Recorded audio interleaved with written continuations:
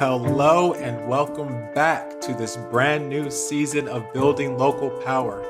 I'm your co-host, Reggie Rucker, and on this season, we're tackling the issue of mergers in industries from internet service providers to electric companies, waste management, banks, grocery stores, and more that all have a direct effect on your individual ability to thrive in life and also your community's strength and vibrancy.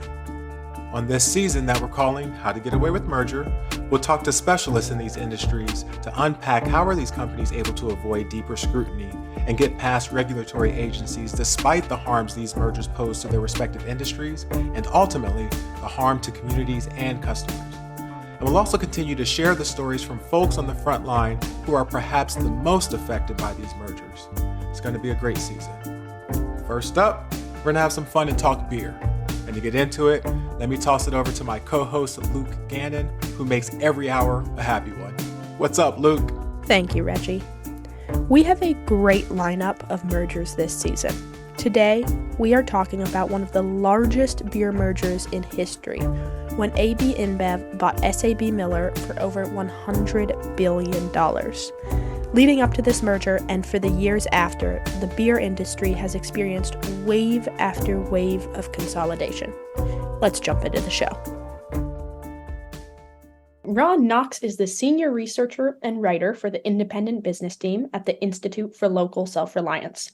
He loves drinking beer, and I know this because he had an anti-monopoly happy hour, and every time we've been at a team retreat together, he's asked me what the best local beer is. And he has also written extensively about concentration in the beer industry. We're so happy to have you here today on the show, Ron. Thanks for joining us. Thank you, Luke. Nice to be here. All right, so Ron, can you tell us about the beer industry? Who are the big players and how much of the market do they control? Since the 1990s or so, the two big brewers in the U.S., and that's Budweiser, they're called AB InBev, that's like the corporate name, but everyone knows them as Budweiser, and Molson Coors, this other conglomerate that used to be called Miller Coors. They collectively dominate the beer industry. At one point, they sold 2 out of every 3 beers in America. And if you combine them with a company called Constellation Brands, which imports all the big, Mexican beers like Modelo and so on, you're getting close to 3/4 of the entire beer market that is consumed by just 3 companies. Wow. So I know it didn't used to be this way, right? Before alcohol was banned by the 18th Amendment, Prohibition, beer was mainly this local regional product, right? There were more than 4,000 breweries in the US in the late 1800s, in every corner of the country, right? And local breweries dated back all the way to, colonial times, and they produced every kind of beer you can imagine, including super weird stuff that doesn't really exist today, like molasses beer and beer brewed with like fermented pea shoots and so on. Weird, wild stuff, right? And then after Prohibition ended, there were many hundreds of breweries across America, mainly making beers for a local audience, right? Transportation wasn't great, refrigeration wasn't everywhere, so beer was like a local concern. But then by mid-century, things started to change, mainly through these kind of waves of consolidation that created and cemented the big beer oligopoly that we see today. And that change was like remarkable. It was transformative to the industry. So we go from 4,000 breweries in the late 1800s all the way to like still kind of healthy 800 or so in the post-Prohibition years, to just 89 breweries that were operated by 40 companies in the late 1970s.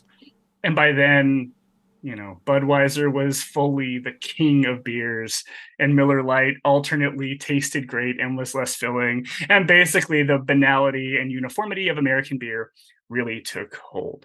I would be remiss if I didn't mention that the antitrust agencies did at some point try to step in the 1950s and the 1960s, and they tried to stop all of the mergers that were happening in the industry, the consolidation. They were a little bit late to the party, right? The industry had already kind of taken shape by then, but they did stop some beer mergers with the help of the Supreme Court, including one very famous case involving Pabst Blue Ribbon. But again, by the 90s and the 2000s, the antitrust agencies clearly stopped believing in blocking mergers, and the big beer companies saw that they had the green light to get even bigger. Okay. So that's a great summary of how we get to sort of more modern day in the beer industry. I'm going to pull the curtain back a little bit for our listeners. We were preparing for this episode with Ron, and we kept asking sort of like, what's the one merger that we could really anchor this episode with? And Ron kept coming back with, I can't really do this topic justice if we talk about one merger. It's a series of mergers. So we're going to let you dive into that. But first, Ron, going to have you take us back to that sort of that first big one. What was that first big merger in the beer industry that really set the stage for what we see today? Talk about the merger and what precipitated it. What were the factors in the market that made these companies really believe that sort of merging was their best or only way forward? I think of one merger in particular as like the first domino to fall that then led to like this whole chain of mergers and takeovers in the industry. So again, I mean, the scene setting, right? 1970s, we saw like the decline of these big regional brands like Pabst and Schlitz. And then eventually you had this three-way monopoly, right, between Budweiser and Miller and Coors. And they, at some point, they controlled like 80+% of the industry. And the rest of that fragment that was left over was mainly imports and a handful of craft beers that had started to emerge on the national scene. And we will, of course, talk more about those a little later. So to set up this big merger, the first domino that fell, by like the mid 2000s, the big three that I just mentioned had all been bought by foreign companies, right? Anheuser-Busch got bought by InBev, which was this like Belgian, Brazilian conglomerate. Miller was bought by South African breweries, and Coors was bought by the Canadian brewer Molson. And it was still just the big three. You had all these takeovers, but that didn't really change the makeup of the market. The thing that really changed the makeup of the market was a deal that happened in 2007. It was the first really monumental merger to hit the headlines. Miller wanted to strike a deal with Coors in a move that consolidated or would consolidate the industry from the big three to the big two, like a true beer duopoly. And what those companies said at the time this deal was floated was that it was all about efficiencies, right? The company said that by striking the deal, they would cut down on their shipping costs. They could consolidate manufacturing. They could brew each other's beers in the other one's plants and so on. And all of these efficiencies, quote unquote efficiencies, would allow the companies to better compete with Budweiser, that at the time controlled about half of the entire industry. And they said, look, if Bud has half, we want the other half. And then we can really compete, right, in this kind of duopoly market. It was this classic, bigness begets bigness argument. And ultimately, the company said that it would lead to lower prices. Imagine that regulators at the time weren't having this, oh yeah, you take 50, I take 50. Like, what was their response to that argument about whether these companies should be allowed to merge or not? Yeah, the regulators said that sounded like a good deal to them. So the Justice Department reviewed the deal, and they said that they believed the arguments of Miller and Coors, and what their analysis showed was that Miller and Coors didn't really compete with one another, that they actually both just competed with Budweiser, which to me, a beer drinker, feels like a bizarre conclusion to reach, as if drinkers never decide between like a Miller Lite and a Coors Light when they're at the bar or the store. They're always just picking between one of those two and then Bud Light. I don't think that's how it works, but that's just my intuition. But that's what they said. And so that's what the government said. And so they thought that the deal would have no impact on prices, no impact on like the greater competitive landscape of beer. So they cleared the deal unconditionally. And the whole investigation took like 8 months, which is nothing in the grand scheme of regulatory approval. And so by 2008, Molson Coors and SABMiller operated as if they were one company. Wow. Yeah, that is really quick as I'm starting to learn about the regulatory process. 8 months is nothing. Yeah. So in 2007, these two conglomerates merge. So now they have about, if I'm understanding, half the market, and Budweiser has about another half the market, approximately. What happens after this? In this 15 years now, 15 plus from 2007 to present day, what's going on? Is there another series of mergers? What are these companies now just dominating the industry? Yeah, so that deal did seem to trigger this kind of new wave of consolidation in beer. So the first thing that happened is that AB InBev went on this buying spree, right? This is largely, I think, a reaction to their competitors being allowed to get together, or to its competitor, its two competitors being allowed to get together and consolidate their businesses. So a few years after that, Budweiser bought Modelo, the biggest brewer in Mexico, and the maker of some of the most popular Mexican imports into the U.S., including Modelo and Corona Pacifico and others. In that deal, Constellation Brands got the rights to the Mexican imports. That was a deal brokered by the Justice Department. Now, during in the Obama administration, it was quite a different response from the kind of nonchalant, clearance of the merger between Miller and Coors. But all it really did was preserve the status quo in the industry, and that was kind of the line that the Obama administration Justice Department took. You can do these deals as long as nothing changes. That doesn't mean it's more competitive or that it's not a monopoly situation. It's just not necessarily getting any worse. So you had the Modelo deal, and then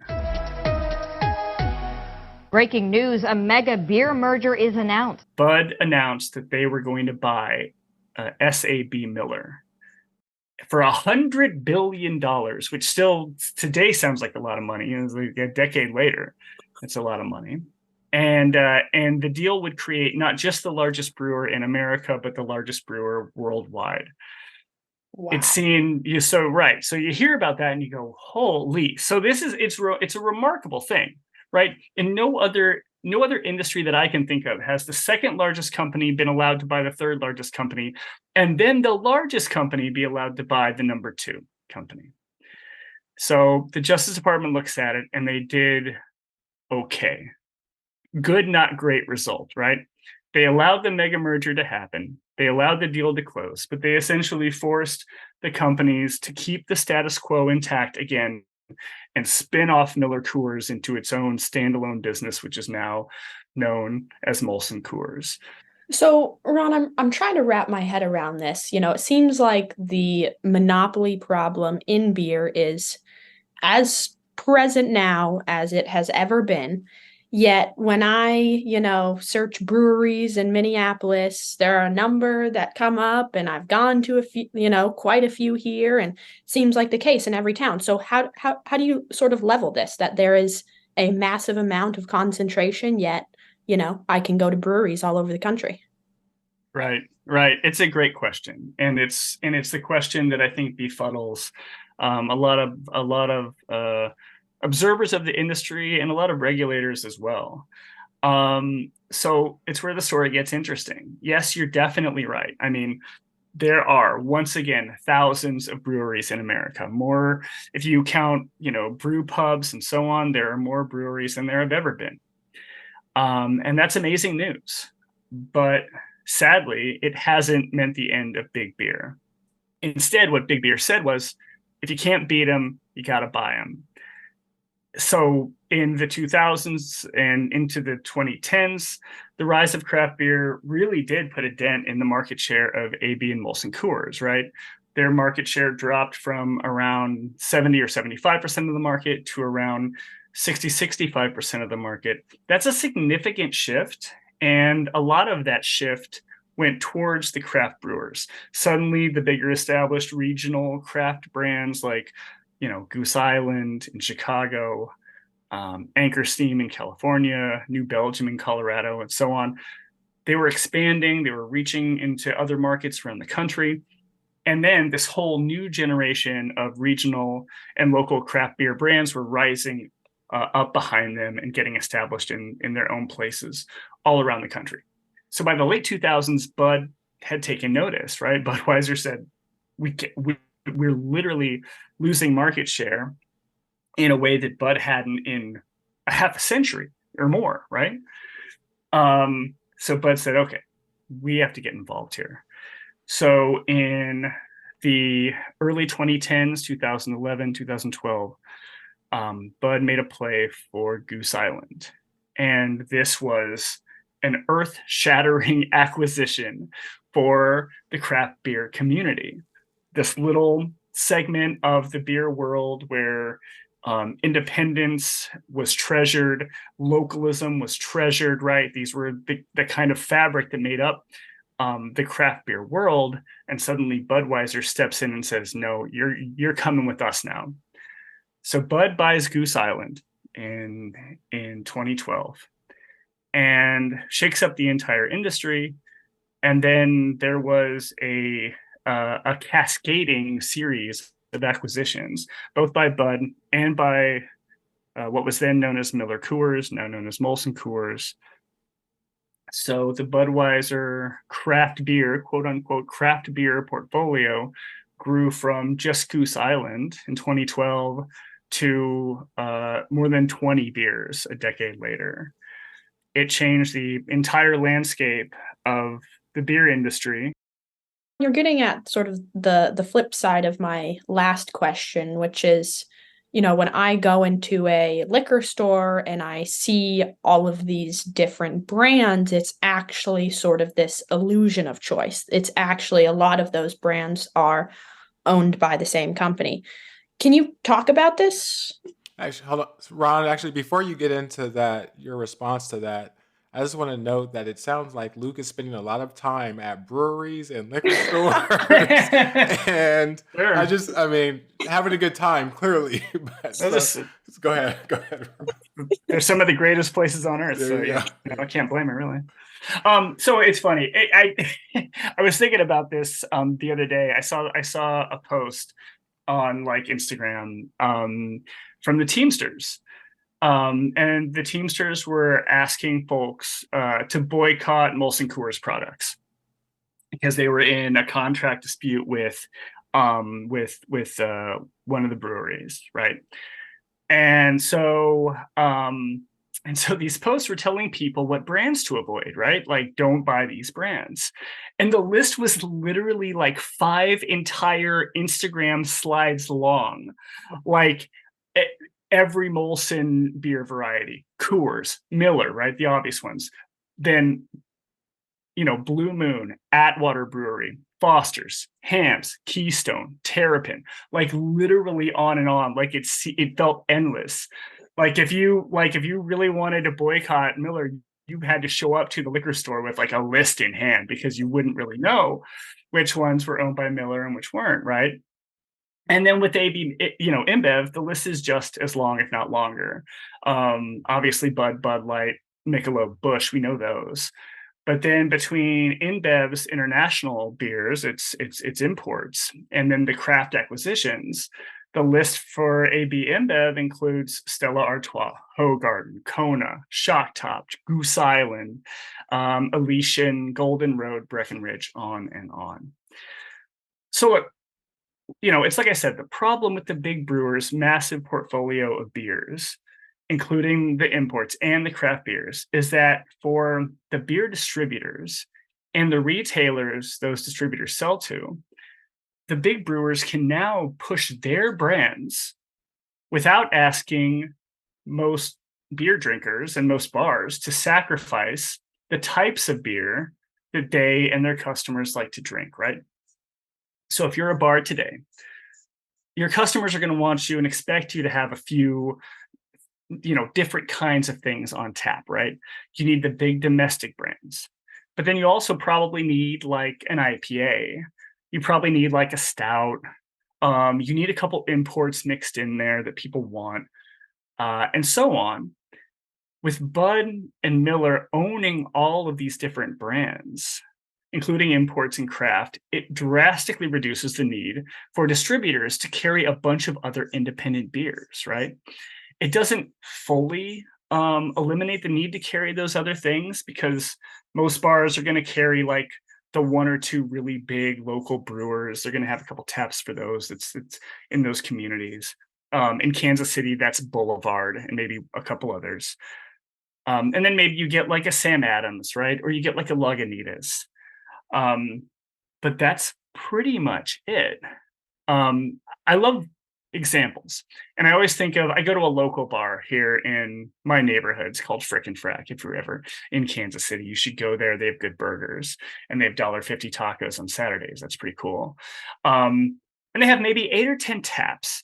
And those taps, I pay attention to these things. The taps are Bud and Bud Light, the things you'd expect. A couple from Boulevard. But then the rest of the taps look like craft, but they're actually beers brewed by Golden Road and 10 Barrels, both of which are owned by Budweiser. It's this illusion of choice for the customer. They can get an IPA if they want one, right? Or something similar. But the majority of those taps are controlled by Bud and its distributor. Okay, so Ron, before we move into you kind of hinted at the challenges that these independent brewers are facing now. Do want to go back to sort of we were talking off air, and this idea that in a lot of mergers you can't you don't know precisely what happens as a result of the merger. You can make some good educated assumptions and inferences based on the data out there, but here we have a pretty good sense. So can you walk us through what we know about what's happened following this Miller-Coors merger? Yeah, sure. We do know this, thanks in part to some great research about the effect of that first domino merger, right? The Miller-Coors merger on beer prices, using supermarket scanning data, which is pretty reliable and easy to analyze. So the thing that happened is exactly what you would expect to happen when there's a merger like this one between two of the most dominant companies in an industry. And that's beer prices went up.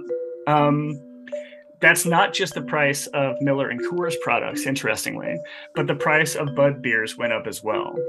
So that means either one of two things happen.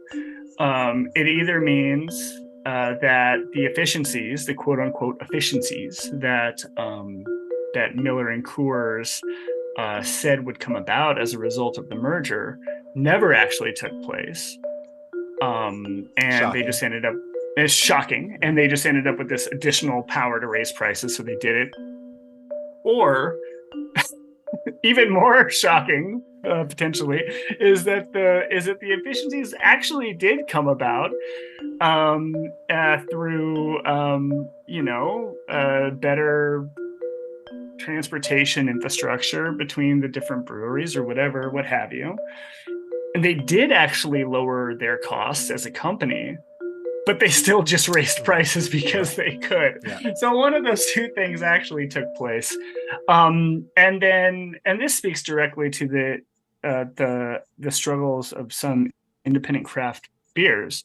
The other thing that happened, it's important to kind of track this, is that again, the country was left with this true beer, duopoly, where AB InBev, Miller Coors, now Molson Coors, collectively controlled more than 80% of the beer market, with that other 20% fragmented between everyone else. And what that means, and what's important for the independent brewer, is that these two big brewers could do what they actually wanted to do, which was to exert near total control over their distributors, who were then, at that point, almost entirely beholden to either one brewer or the other. And this meant that the brewers gained this kind of stranglehold on which beers could actually reach the bar taps and the store shelves. So, Ron, you keep teasing us with a little bit of the independent brewers and the challenges they're facing. And so, on the next half of this episode, we're going to talk to one of these independent brewers. From the research that you've done, Tell us a little bit more. Tell us that story of what are the challenges that these independent brewers are facing today as a result of all these mergers and the consolidation in the market. And then if you can, sort of spin it forward, look into your crystal ball, and tell us what the future of the beer industry looks like. Yeah. So the challenges all stem from the distribution issue. So just a quick background for folks who don't know much about the beer and alcohol industry. In most states, there is a tier system, right? So that you have the brewers, you have distributors, you have retailers.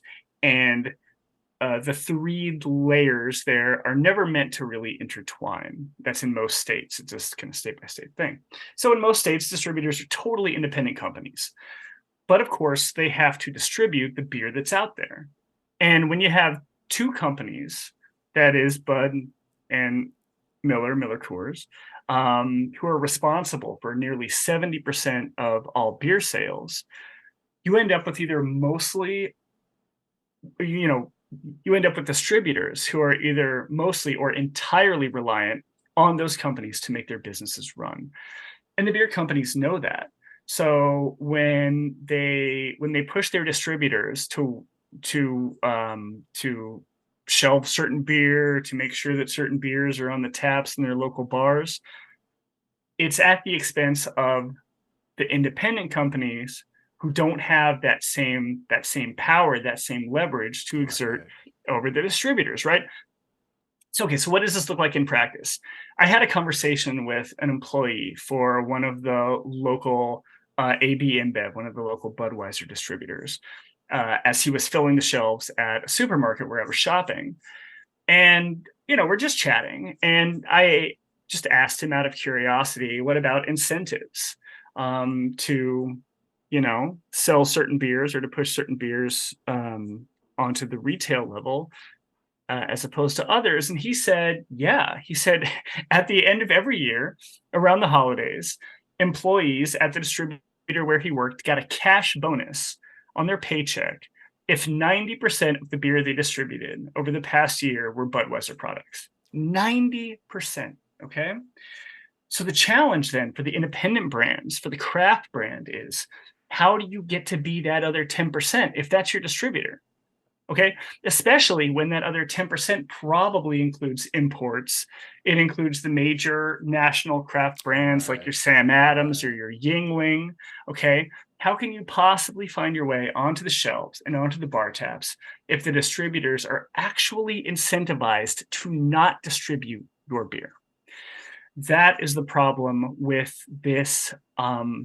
These kind of cascading domino effect acquisitions, where suddenly the big beer duopolists have what they've always wanted, which is almost total control over the distribution system, and now the portfolio of craft brands to satisfy the taste of most beer drinkers in America. It's a system that for an up and coming craft brewery, it's almost impossible to navigate, and it's almost impossible to grow if that is indeed your ambition, to grow beyond the super local level of just distributing in your own city or state. And then crystal ball, you see any of this changing? I don't know. Look, I think this is such an interesting time to do this podcast, because just a couple of weeks ago, AB InBev announced, shockingly, like out of nowhere, that they were selling a bunch of their craft brands to this third party called Tilray, which is this Canadian cannabis company, and they own the rights to a couple other craft beers, including Sweetwater, which I think is pretty widely distributed, and so on. But so Bud said, okay, we're selling them the likes of Breckenridge, 10 Barrel, Winmer Brothers, and Shock Top. Shock Top is one of the really big brands. And they're clearly taking a step back from the craft brew scene. Now, this is, Bud's just trying to roll with the shifting tastes of the American drinking public. And, I think, maybe they think that craft is on the downswing. If you look at the statistics, it's not. I don't understand the logic there necessarily. Craft is is growing even as the overall beer industry retracts a little bit from its pre-pandemic heights. But so what happened? So so Bud sells these brands, and there is, I think, maybe the potential for things to change for the better for other craft beers because of this. If Bud has less of an incentive to push its own craft brands into stores and onto bar taps because it simply doesn't own as many, it simply doesn't have the big robust portfolio that it once had, maybe that's a window for other regional or local beers to get onto store shelves, to get into taps. Maybe it's a way for distributors to not have such a stranglehold on their business from their largest client, which is always Budweiser. This is great as always, Ron. Love having you as a guest on the pod. So welcome back anytime. But no, this is a really fun story to tell. So glad you're able to kick this off for us. Thanks for the time, man. I'm happy to kick it off with beer anytime, man. Thank you, Reggie. Thank you, Luke. Appreciate it. What a wealth of knowledge. You can find Ron's extensive research on consolidation in the beer industry linked in our show notes. For the second half of the show, we are hearing from a brewer out in California. But before we jump into that, I'm going to pass it over to my hoptastic co-host, Reggie Rucker, for a quick break. Thanks, Luke. So what I love about the conversation we just had with Ron was, it was definitely a little bit of policy, history, economics, all of that. I mean, anytime you hear efficiencies, you're talking about business and economics. But at the foundation of all of this, and what I hope you heard over and over again in that conversation, are the basic principles of freedom and choice. The freedom as an entrepreneur and small business person to create and produce and deliver something of value to their communities, and for members of those communities, these customers, to have a real choice in the products and producers they want to support. Freedom and choice go together in this way, and both are denied when large corporations are allowed to get even larger through this process of merging. And that's what we explore all season long on this season of Building Local Power. So if you're a fan of freedom, a fan of choice, and of course a fan or a student of policy, mergers, business, and community development, bring more people into this conversation by sharing this episode. Invite someone you know into a conversation about how mergers aren't always a sign of some business winning as much as a warning of some communities losing. So take a moment right now, if you'll forget, and share this episode and set up that conversation over a beer if that's your thing. And coming up next, Luke takes you through the story of a burgeoning brewing company and brewer that is the essence of the freedom and choice we need to foster in our communities. Stick around. Mergers and consolidation of the beer industry is not just an academic debate among economists and researchers. It involves and impacts the lives of real people. One of these people is Amanda Wright, a brewer and chief operations officer at Blaker Brewing in Ceres, California, a small city in the Central Valley region. Today, Amanda walks us through her journey of becoming a brewer and a community institution. Here's Amanda. I come from a small town, Linden, California, really, really small town. It's kind of by like the Stockton area. So I come from a really small, tight-knit place. I mean, I went to school with the same people from pre-K until the end of high school, and my grandmother was like my librarian in high school, elementary, high school. She kind of just followed me around. Grandma was always around, and your neighbors know who you are. You don't lock your doors. I remember moving into Stockton. The first thing that was a shock to me was when I was checking out of college out there, my friend reminded me to go lock my car, and I don't do that in my hometown. And I was like, why would you do that? Sure enough, guy got his car broken into. But that's the tight-knit community that I'm from. Everybody does good for each other. Everybody looks out for each other. Early in her career, Amanda worked in billing in the oral health world. By 26, she realized that the medical dentistry path was not for her. I think when I decided to stop with the medical dental stuff was I was a regional manager. So I was getting up into a lot of numbers, a lot of the one thing that I hate the most, ARAP. So I'm going in and I'm having to talk to families that are having troubles and telling them I'm sorry, but I got to send you to collections. There are still aspects that I miss a lot from that, working in that industry, of having the medical, the 401 benefits in general. So I do miss that part, but I think it was when I started having to reach out to families and be the bearer of bad news constantly, that I decided to get out of it. It just wasn't making me fulfilled in any way. And so I went back to bartending, which I happen to know how to do. And so I did that for quite a few years, and until I knew what I was going to plan on doing next. And I started getting into tap houses and realizing I really just enjoyed not only the beer and trying new beers, but the conversation it brings. People come together over beer. They engage in conversation, they laugh, smile, toast, and create a sense of community. That's what first drew Amanda in.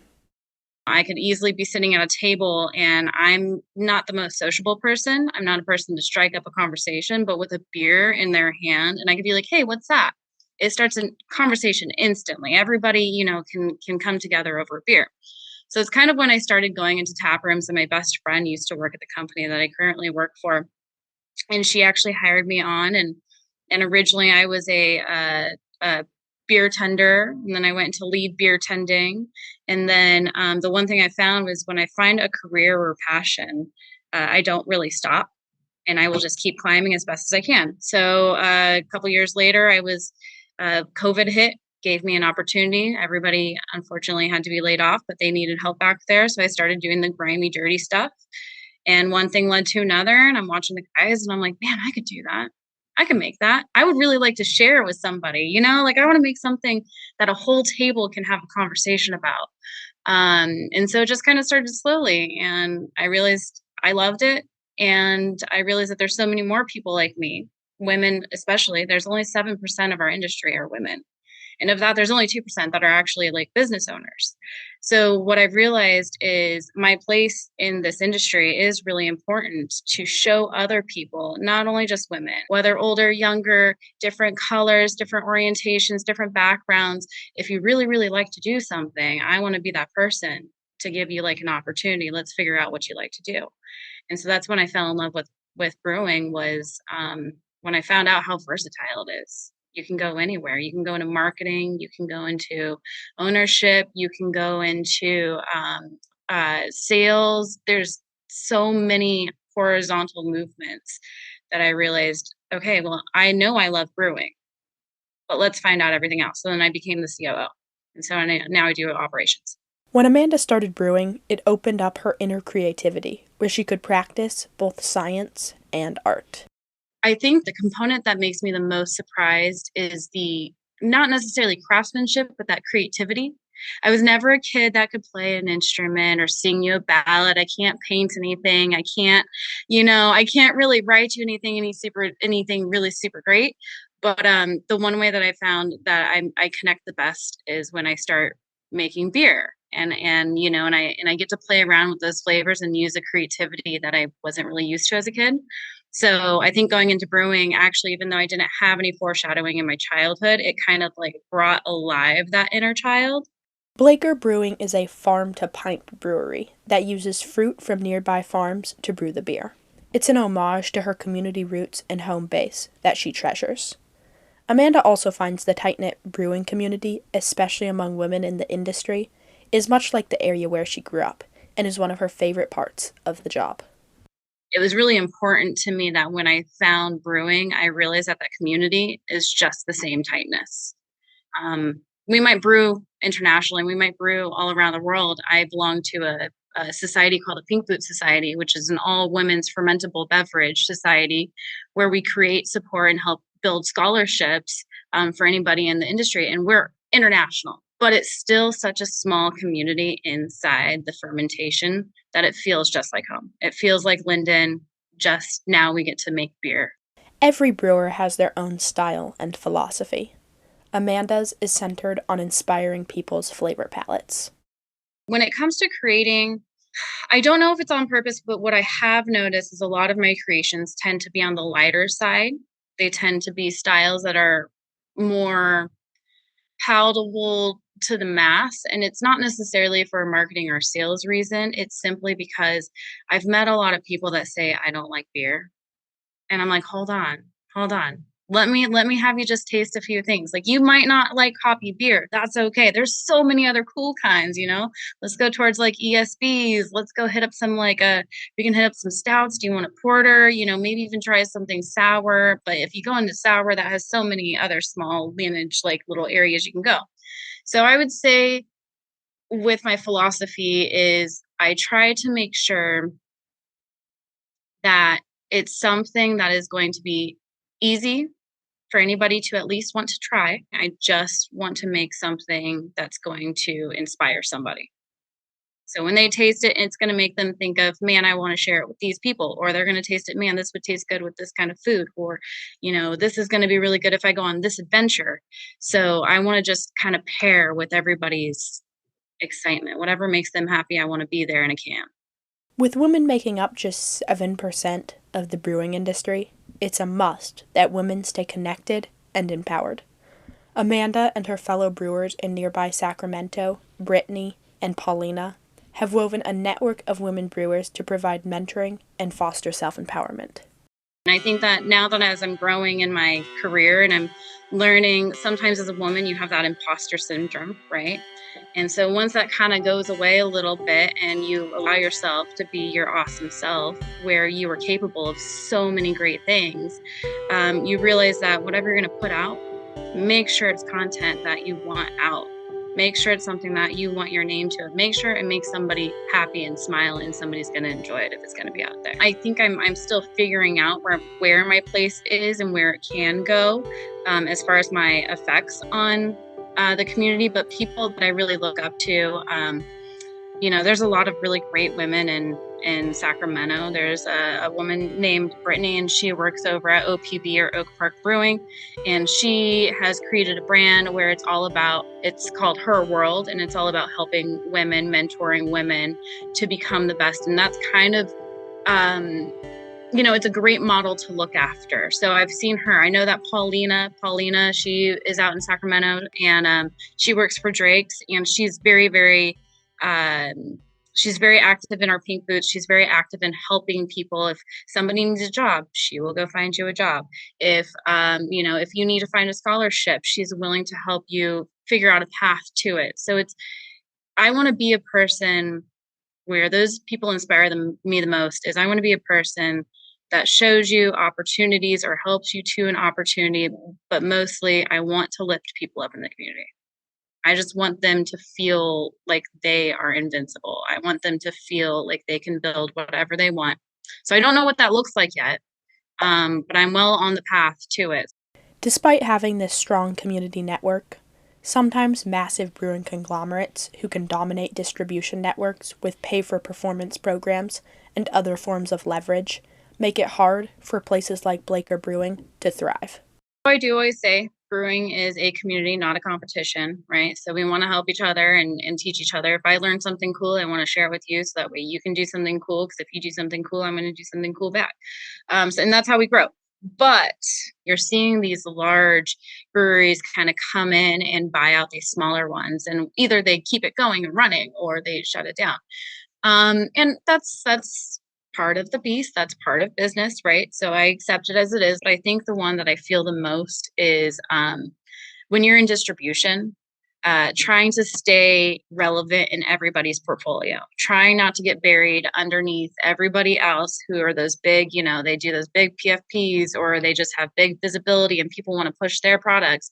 So what I want to do is I want to make sure that our products are as fresh as possible. I want to make sure that they are versatile. I want to make sure that they still have a place that maybe even if it's a new place, which is a hard sell, of course, if you're in marketing, you would know. It's always hard to be like, okay, but trust the style. I know that no one has it yet, but trust it.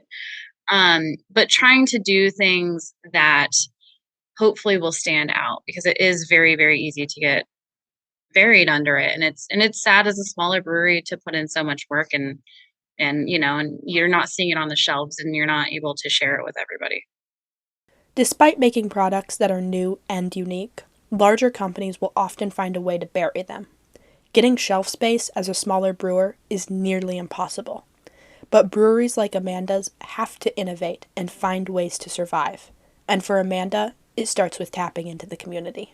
I would say for us to stay ahead of the game or relevant with these big companies, we've been doing these large events, right? And you get to have your beer there, right? So we make a beer specifically for that, and everybody does get to enjoy the beer. But what it mostly does is it brings people from all around. So the only way that I have found that, yes, Blaker will be on a shelf and people will see it and they know that we're a brewery, but the only way for people to really experience it is getting them into the tap room. And I think that's what we need to do moving forward is either more tap rooms, just try to space out, or make sure that we're big enough and we are well prepared enough to have more people come in. Because I think that when people set foot onto a place, even though we're small, when people set foot onto a place or into a tap room and you can genuinely tell that there is a passion, people will want to drive that further than I possibly could. Before we let Amanda go, we had to find out her recommended read. I think when I first went into brewing, I had zero experience except for maybe a handful of home brews. So I was really nervous. And like I was talking about that imposter syndrome, I really wasn't sure if I could do it. And I didn't want to stop myself from myself. That would be so sad, especially when you find something that you're so passionate. Not a lot of people do find a passion and get to stick with it other than maybe a hobby outside. So the fact that I get to do it on a daily basis, I wanted to make sure not to screw it up. And so there was a book called You Are a Badass by Jen Sincero. And sorry, Jen, for screwing up the name. But that book, while reading it, it just constantly made sure that I was checking myself, my negative talk. How did I make myself feel good? What did I point out that I did positive today? And that book made me realize that that negative talk is just the only thing weak about me. And I think that not only as women, just as humans, we have a lot of doubt all the time. And sometimes you'll find something that was completely unexpected. I had no idea I was going to go into brewing. And it was the best choice that I ever could do to make that negative self-talk stop and say, go get your ass to work and show yourself that you can do it. Thank you so much, Amanda, for telling your story on the show today. If you're in the Central Valley, please stop by Blaker Brewing and grab a cold one. And one last thing before you go. If you like this podcast, please share it with even just one person you think will enjoy it too.